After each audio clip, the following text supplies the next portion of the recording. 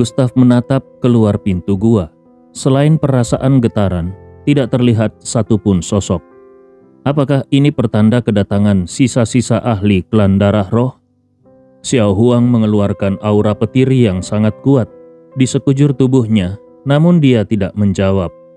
Saat itu Mo Ning juga melangkah mendekati Gustav dan berkata, "Tuan Makam, beri aku waktu 3 menit. Saat ini, aku dan Mo Ning belum sepenuhnya menyatu. Aku harus menggunakan teknik tertentu sebagai pengorbanan untuk memaksa integrasi penuh dengan ingatan tentang seni bela diri.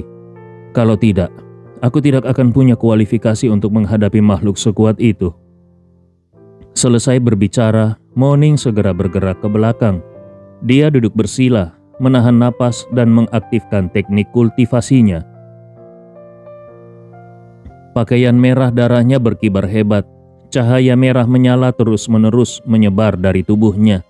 Sementara itu, Gustav terus mengawasi pintu gua. Dia bisa merasakan getaran yang semakin lama semakin kuat. 10 detik kemudian, bayangan raksasa yang menutupi langit tiba-tiba muncul. Melihat sosok itu, meskipun Gustav sudah banyak pengalaman, dia tetap tercengang. Itu adalah seekor ular raksasa setinggi 100 meter. Tubuh ular itu dilapisi batu-batu besar yang menonjol. Penampilannya sangat mengerikan. Yang lebih aneh, di atas batu-batu itu memancar cahaya remang yang menyeramkan. Dari kejauhan, ular itu seolah menjulang hingga menembus langit. Gustav melirik ke arah Xiao Huang dan mendapati kalau tatapan mata Xiao Huang tampak sangat serius. Padahal darah keturunan di tubuh Xiao Huang berasal dari zaman kuno. Biasanya, di dunia binatang buas, jarang ada makhluk yang membuat Xiao Huang menunjukkan keseriusan seperti ini. Namun kali ini Gustav bisa merasakan kalau Xiao Huang menganggap ular ini sangat berbahaya.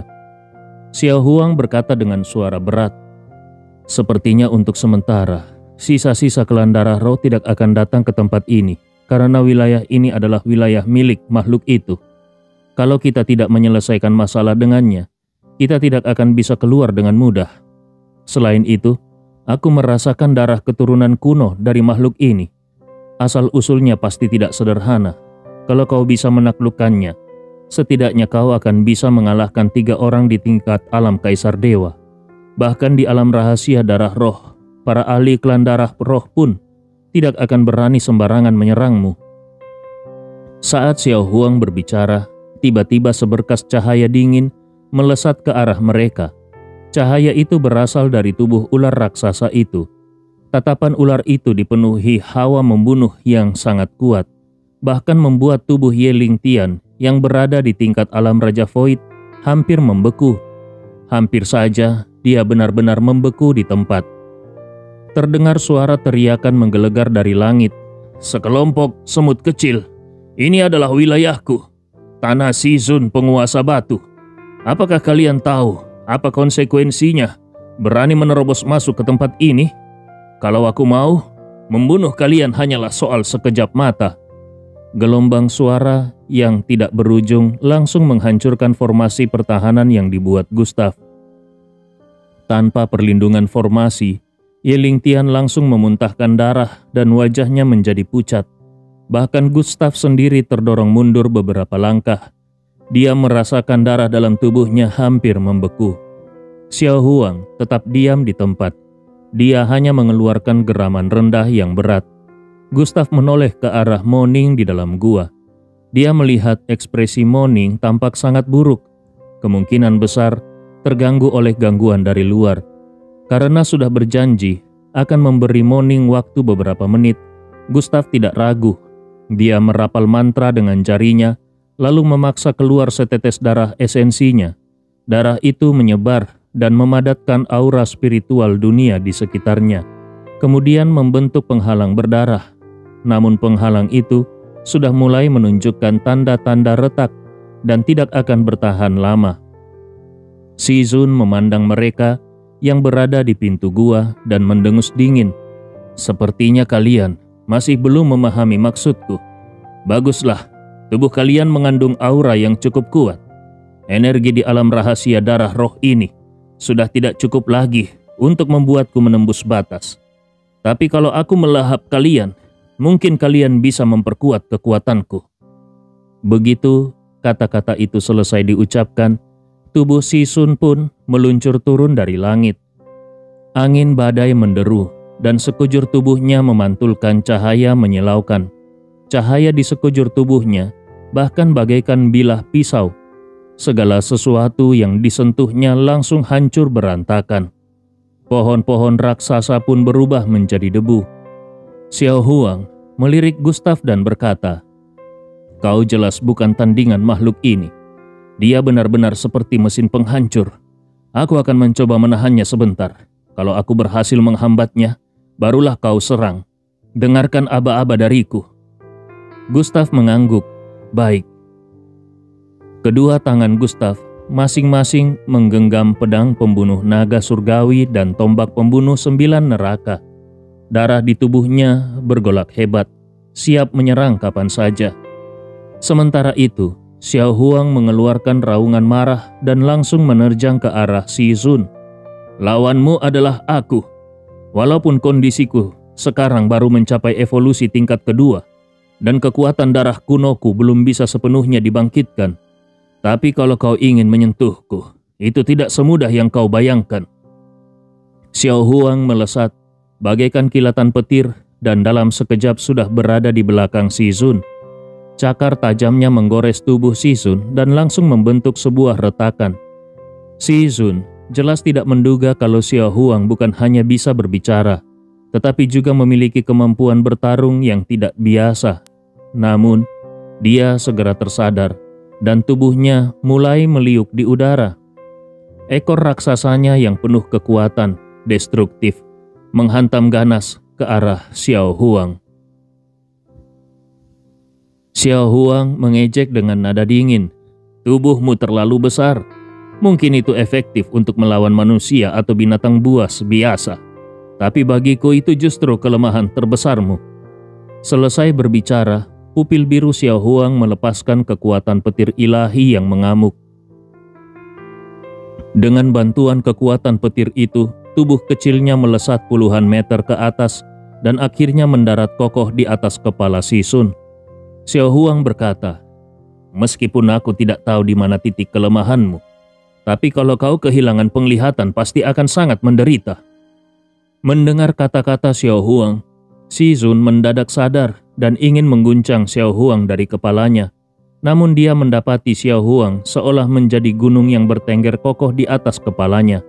Pada saat yang sama, cakar tajam Xiao Huang yang dipenuhi kekuatan petir langsung menusuk ke mata Si Sun. Seketika itu juga, mata Si Sun berlumuran darah. Cairan merah itu bahkan mengenai tubuh Xiao Huang. Si Sun meraung marah. Tubuhnya meledakkan kekuatan balasan yang mengerikan. Ekor lembutnya kini menghantam keras ke arah kepalanya sendiri. Dia berusaha menghancurkan Xiao Huang tanpa peduli apapun. Sebenarnya Xiao Huang berencana menghancurkan mata Si Sun yang satu lagi. Tetapi jelas sekarang dia sudah tidak sempat. Angin badai menyapu datang. Menyadari tidak mungkin lagi menghindar, Xiao Huang pun membuka lebar mata merahnya. Kekuatan aneh mulai menyebar dari dalam tubuhnya. Di dalam pupil merahnya seperti ada tulisan kuno yang terus berkelip-kelip. Ekor Si Sun yang mengandung kekuatan penghancur segala sesuatu justru terhenti di depan Xiao Huang dan tidak bisa bergerak sejengkal pun. Walaupun begitu, tubuh Xiao Huang tetap gemetar hebat. Kekuatan dari pupil merah itu didasarkan pada kekuatannya sendiri. Dan saat ini, karena belum berevolusi ke bentuk akhir, jelas Xiao Huang belum memiliki kekuatan yang sepenuhnya memenuhi syarat. Namun pemandangan ini membuat Si Sun benar-benar merasa ketakutan. Dia sangat tahu betapa dahsyatnya kekuatannya sendiri, dan serangan tadi setara dengan kekuatan puncak tingkat kaisar dewa manusia. Bahkan binatang buas biasa tidak mungkin bisa menahan serangannya. Tetapi yang terjadi di depan matanya sekarang benar-benar melampaui akal sehat. Seekor makhluk sekecil itu, bagaimana mungkin mampu menahan serangannya? Bahkan Gustav pun terkejut melihatnya. Pemandangan ini terlalu mengguncang. Tubuh kecil Xiao Huang ternyata mampu menahan eksistensi sekuat itu. Di saat itulah Xiao Huang yang tubuhnya masih bergetar membuka mulutnya dengan suara rendah. Sekarang, serang di antara alisnya. Gustav akhirnya tersadar. Tanpa membuang waktu, dia menggenggam erat tombak pembunuh 9 neraka, lalu menghentakkan kakinya ke tanah dan melesat lurus ke arah Sisun. Gustav tidak berani lengah. Dia segera mengerahkan jurus 3 serangan penghancur langit milik Lin Qingxuan. Udara seolah-olah terkoyak. Tombak pembunuh 9 neraka di tangannya bergerak seperti ular spiritual yang menari. Tombak itu bahkan menggambar sebuah simbol kuno di udara, dan tombak panjang menembus simbol tersebut. Cahaya meledak sepenuhnya menelan langit dan bumi, bagaikan letusan gunung berapi. Ini seperti nyala api yang memenuhi seluruh dunia. Niat tombak Gustav meluap, dan kekuatan penghancur membabi buta tersebar ke segala penjuru. Niat tombaknya bahkan berubah menjadi ribuan cahaya dingin. Aura mengerikan melonjak drastis. Petir ilahi dan api abadi membungkus ribuan cahaya dingin dari niat tombaknya, lalu menerjang langsung ke arah antara alis Sisun. Sisun jelas merasakan sesuatu yang tidak beres. Dia berusaha menyingkirkan Xiao Huang, namun sudah terlambat. Niat tombak yang dibungkus tombak pembunuh 9 neraka langsung menghantam titik vital Sisun. Sisik batu gelap yang menutupi tubuhnya langsung sobek dan menciptakan sebuah luka. Darah mengalir secara perlahan membasahi seluruh kepala ular Sisun. Sisun meraung, "Manusia terkutuk, matilah kau!" Suara raungannya mengguncang langit, dan aura di tubuhnya meledak hebat. Tubuhnya bahkan membesar sekali lagi. Tubuh itu kini seperti sebuah gunung raksasa. Gelombang aura kuat memukul Xiao Huang hingga terpental. Pupil merah Xiao Huang memerah penuh darah. Tubuh mungilnya berputar di udara sebelum akhirnya menghantam tanah dengan keras. Sebuah lubang besar terbentuk di tanah. Serangan itu membuat tubuh Xiao Huang melemah drastis. Tiba-tiba dia merasakan sesuatu dan buru-buru berteriak kepada Gustav, "Hati-hati!" Namun sudah terlambat. Sisun sudah membuka mulut raksasanya yang menyeramkan dan langsung menerjang ke arah Gustav. Gustav berusaha melompat menghindar, tetapi kekuatan buas itu sudah menerjang turun. Gustav hanya merasakan dentuman menggelegar meledak dan gelombang kejut dahsyat menyebar ke segala arah. Seluruh tulangnya seperti dihantam hingga remuk. Kalau bukan karena berhasil menghindar sedikit tadi, kalau terkena serangan penuh, dia pasti sudah mati. Walaupun berhasil bertahan, Gustav tetap memuntahkan darah segar dan tubuhnya terpental mundur dengan keras. Jelas sekali, kekuatannya kalah jauh. Untungnya, efek penguatan fisik yang dia latih mulai bekerja dan membuat luka-lukanya pulih dengan cepat. Xiao Huang datang ke sisi Gustav dan berdiri di pundaknya sambil berkata, "Makhluk itu seperti terbuat dari baja dan besi. Sangat sulit untuk menembus pertahanannya. Satu-satunya cara melukainya dengan parah adalah menyerang kepalanya.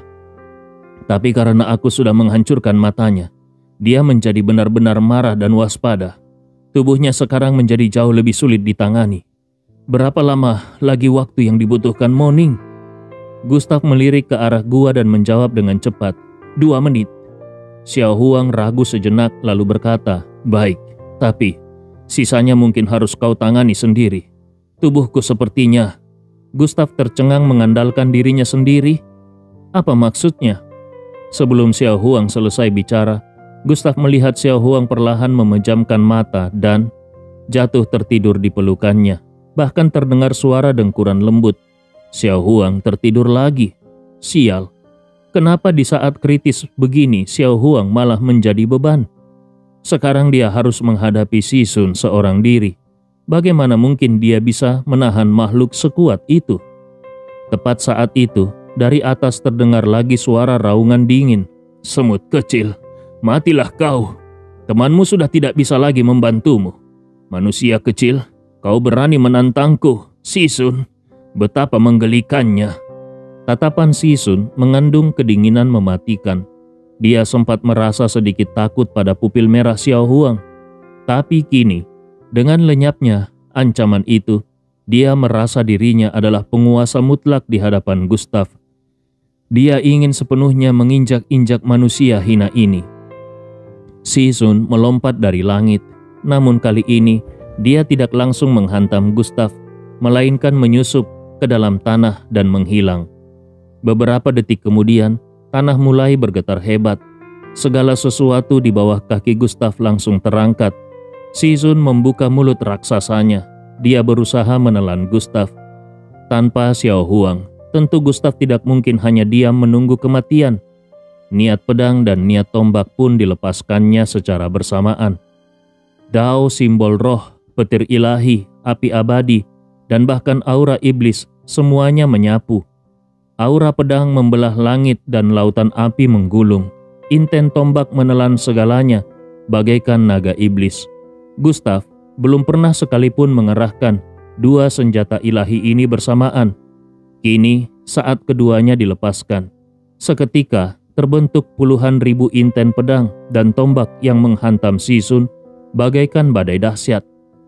Puluhan ribu kekuatan itu membombardir tubuh Shizun hingga batu-batu di permukaan tubuhnya retak sedikit. Kekuatan itu cukup untuk membuat banyak binatang buas hancur menjadi genangan darah. Namun di hadapan Shizun, semua itu nyaris tidak berarti apa-apa. Shizun bahkan membiarkan serangan pedang dan tombak menghantam tubuhnya tanpa menghindar. Dia berkata dengan nada mengejek, kekuatan ini sudah cukup bagus untuk ukuran semut sepertimu. Tapi yang harus kau tahu, yang kau hadapi adalah aku, Shizun. Dasar makhluk hina, matilah. Shizun membuka mulut raksasanya. Dari dalam mulutnya melesat keluar puluhan batu raksasa. Setiap batu diselimuti api, bagai meteor jatuh. Raut wajah Gustav berubah. Tombak pembunuh 9 neraka di tangannya berputar di udara dan membentuk perisai merah darah. Namun, perisai itu hancur seketika. Tombak itu pun terlepas dari genggaman Gustav, lalu berputar di udara dan akhirnya menancap keras di tanah. Daya hentak yang luar biasa membuat darah Gustav bergolak hebat di dalam tubuhnya. Gustav jatuh ke tanah, wajahnya pucat pasi dengan ekspresi menahan sakit. Shizun menyeringai dingin. Dia sama sekali tidak memberikan Gustav kesempatan untuk bernapas. Dia meraung keras hingga udara bergetar, lalu kembali menerjang ke arah Gustav. Semut kecil, hanya dengan kekuatanmu kau bermimpi ingin menggoyahkanku? Tahukah kau berapa lama aku hidup di sini? Sejak tempat ini diciptakan, saat langit dan bumi terbuka, aku sudah ada. Dulunya aku hanya seekor ular kecil yang menghisap aura darah roh di sini dan menggabungkan tubuhku dengan batu karang. Apa kau tahu berapa banyak harga yang sudah kubayar? Bagaimana bisa makhluk hina sepertimu ingin mengusikku? Aku bertahan hidup di sini entah sudah berapa ribu tahun. Sedangkan kau, manusia rendah, baru menyerap aura spiritual selama 20 tahun. Bagiku membunuhmu tidak ada bedanya seperti mencubit seekor semut. Di tengah raungan marahnya, Shizun sudah muncul tepat di depan Gustav. Sisik-sisik batu di tubuhnya bahkan terlepas, berubah menjadi ribuan jarum baja yang ditembakkan ke arah Gustav. Jarum-jarum itu rapat seperti hujan lebat dan menutupi seluruh langit. Shizun berseru, manusia rendah. Sekarang kau pasti merasakan keputusasaan, bukan? Kultivasimu terlalu rendah. Kekuatanmu bahkan tidak cukup untuk membuatku merasa gatal. Yang ada di dalam gua itu jauh lebih berharga untukku. Setelah membunuhmu, aku akan menghancurkan gua itu dan mengambil semua yang ada di dalamnya. Saat ini Shizun seolah-olah menguasai segalanya. Dia lahir di alam rahasia darah roh ini. Dia memahami semua aturan kekuatan di tempat ini. Setiap gerakannya seolah terhubung sempurna dengan kekuatan dunia ini. Menghadapi hujan serangan mematikan itu, Gustav tidak punya pilihan. Dengan menahan rasa sakit di sekujur tubuhnya, dia memaksakan diri. Dia ingin memanggil kembali tombak pembunuh 9 neraka, tetapi tidak sempat. Terpaksa, Dia hanya bisa mengandalkan pedang pembunuh naga surgawi. Lalu dia mengerahkan jurus 10.000 pedang kembali ke asal. Saat ini, sekali lagi Gustaf menggunakan jurus milik Chen Tianli, dan aura yang dipancarkannya jauh lebih dahsyat dari sebelumnya. Sekali tebasan pedang dilepaskan, langsung berubah menjadi puluhan ribu niat pedang, bagaikan hujan meteor menembus langit. Langit dan bumi membeku seketika. Niat pedang itu membentuk domainnya sendiri. Dalam sekejap, puluhan ribu niat pedang bertabrakan dengan hujan jarum batu yang dilontarkan Si Sun.